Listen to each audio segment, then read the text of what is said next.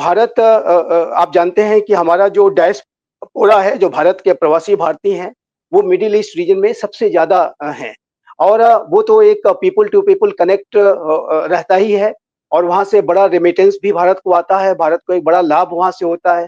भारत अपने जो energy supplies के लिए अभी भी मिडिल ईस्ट रीजन पर ही सबसे ज़्यादा निर्भर है। वहाँ से हमारी जो ऑयल की जो सप्लाई है, सबसे ज़्यादा अभी भी मिडिल ईस्ट रीजन से ही होती है।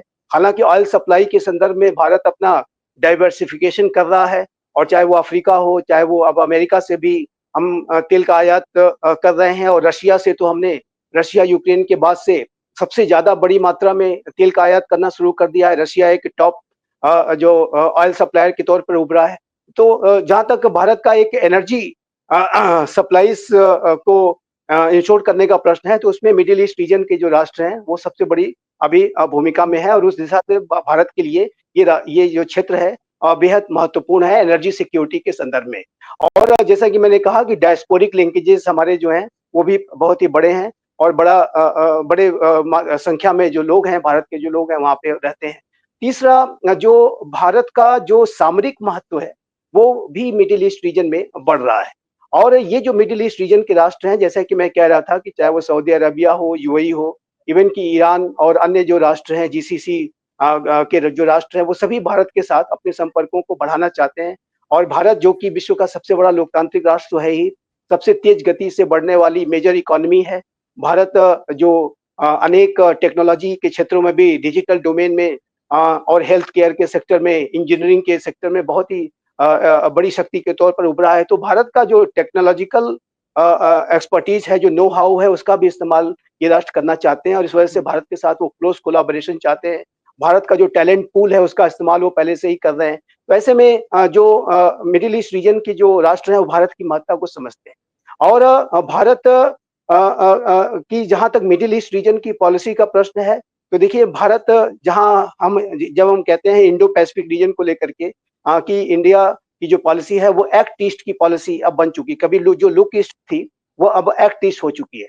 उसी तरीके से आज का जो नया भारत है, वो न सिर्फ एक्ट ईस्ट की पॉलिसी पर चलता है, बल्कि एक्ट वेस्ट की पॉलिसी पर भी चलता है। और एक्ट वेस्ट की पॉलिसी के तहत हम मिडिल ईस्ट रीजन में अपने जो एंगेजमेंट्स हैं, वो लगातार बढ़ा रहे हैं। और मिडिल ईस्ट रीजन से भारत की जो कनेक्टिविटी को डेवलप करने के संदर्भ में India middle east Europe economic corridor का एक बहुत विशेष महत्व है। और ये जो India middle east Europe corridor का जो पूरा कॉन्सेप्ट है, वो जब भारत ने G20 का महासम्मेलन किया था, तो उस समय ये आया था।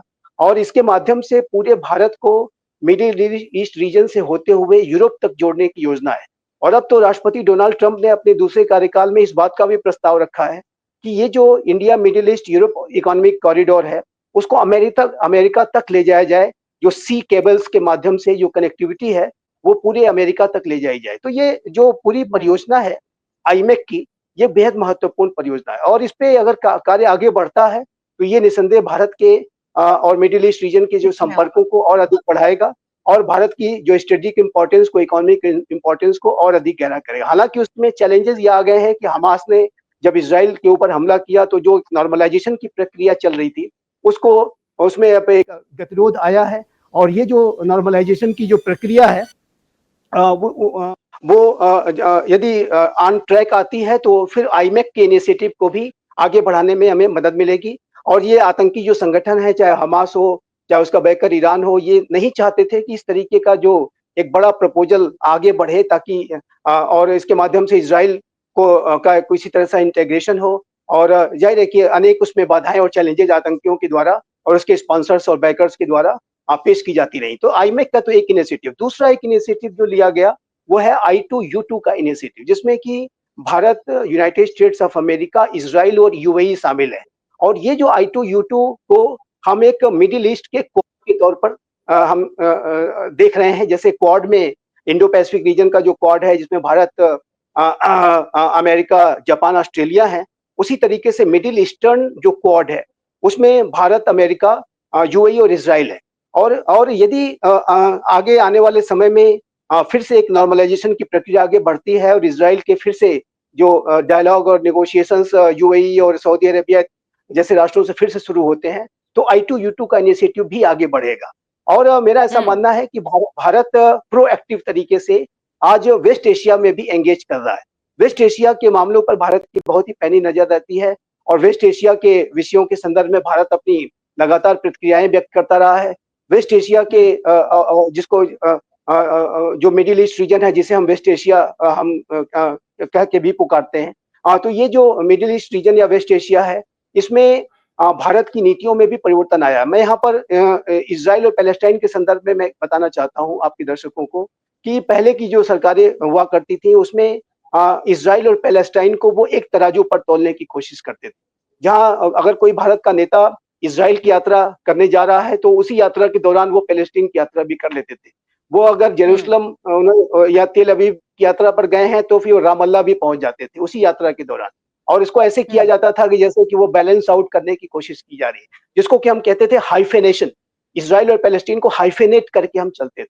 लेकिन आज भारत की जो नीति है वो डी-हाइफ़ेनेटेड पॉलिसी है इज़राइल और पैलेस्टाइन के संदर्भ में। जब हम इज़राइल को अलग से ट्रीट करते हैं और पैलेस्टाइन को अलग से ट्रीट करते हैं। भारत के प्रधानमंत्री श्री नरेंद्र मोदी ने जब इज़राइल की यात्रा की तो उसी यात्रा के दौरान वो फ़िलिस्तीन नहीं गए। फ़िलिस्तीन गए, लेकिन फ़िलिस्तीन बाद में गए और सेपरेट तरीके से गए, अलग तरीके से गए। तो ये जो भारत की आज की जो नीति है, वो इज़राइल और पैलेस्टाइन को लेकर के बदल गई है, डी-हाइफ़ेनेशन हो चुका है और इज़राइल और भारत के रक्षा के संबंध बहुत बड़े हैं। इज़राइल अनेक की सेक्टर्स में भारत के साथ कोलैबोरेट करता है और इज़राइल की जो मिलिट्री एडवांसमेंट्स हैं, जो उसके टेक्नोलॉजिकल नो हाउ है, उसका भारत को बहुत लाभ भी हो रहा है और इज़राइल ज़ाहिर है कि भारत से कृषि के क्षेत्र में और अनेक की सेक्टर्स में बहुत कुछ सीखता है और कोलैबोरेट करता है। तो और जहाँ तक लेकिन फ़िलिस्तीन और इज़राइल के जो पूरे विषय को लेकर के भारत की स्पष्ट रूप से नीति है कि ये इज़राइल और पैलेस्टीन की समस्या का जो समाधान है अगर कभी भी हो सकता है तो वो टू स्टेट सॉल्यूशन है हुँ। और भारत भी टू स्टेट सॉल्यूशन में विश्वास रखता है। तो भारत का जहाँ तक प्रश्न है, मुझे नहीं लगता कि कोई नकारात्मक ऐसा कोई भी पॉइंट है इम्पैक्ट है, कि बिल्कुल, बिल्कुल। जो कि भारत डील नहीं कर सकता है। अगर कोई नकारात्मक विषय बहुत से हैं, जैसे कि मैंने कहा शुरुआत में ही कि जो मिडल ईस्ट रीजन का जो क्षेत्र है, वो पूरे विश्व का सबसे अधिक कॉम्प्लिकेटेड रीजन है। लेकिन इस कॉम्प्लिकेशन को भारत अच्छी तरीके से आज डील कर रहा है। इस हाँ है कॉम्प्लिकेशंस और में डील अपनी जो संबंधों को बेहतर तरीके से बना रहा है और अपनी आर्थिक महत्ता, अपनी सामरिक महत्ता को भी भारत लगातार स्थापित करता जा रहा है। अगर आप ये वीडियो YouTube पर देख रहे हैं तो हमारे चैनल को सब्सक्राइब कर बेल आइकन दबाएं और Facebook पर देख रहे हैं तो हमारे पेज को लाइक करें। 8 मिलियन प्लस सब्सक्राइबर, आपके इस भरोसे के लिए बहुत धन्यवाद।